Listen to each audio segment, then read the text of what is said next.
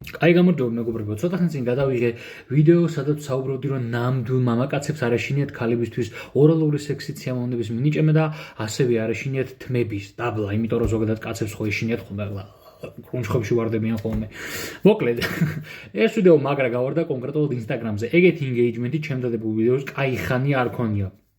უბრალოდ საინტერესო ის იყო, რომ კომენტარებში ვინც გამომიხდნენ, უმეტესობა ბიჭები, რა თქმა უნდა, და ვისაც აიწვათ რანდომ შეურაცხყოფებისა და ასე შემდეგ, ასევე იყვნენ ადამიანები, ვინც მეძახდნენ მწოველს, პედერას და ლატენტურ გეის. კაი, მწოველს და პედერას თავი გავანებთ. ბიჭო, აი რა თქმა ლატენტური გეი. ანუ გახსნილად რომ ლაპარაკობ, რომ არ ჰეტეროსექსუალი მომწონს საპირისპირო სქესი და ავტომატურად მომწონს საპირისპირო სქესის გენიტალიები და ინტიმური ადგილები, რა ლოგიკით ვარ ლატენტური გეი? ეს კიდე განსაკუთრებული ტვინიკოსებისთვის. ეხლა რომ დაიწყეთ, რომ აბა რატო წერ მაგაზე ვიდეოს თუ არა ხარ, ვაგით გინდა რომ გადამალო და გადაპარო.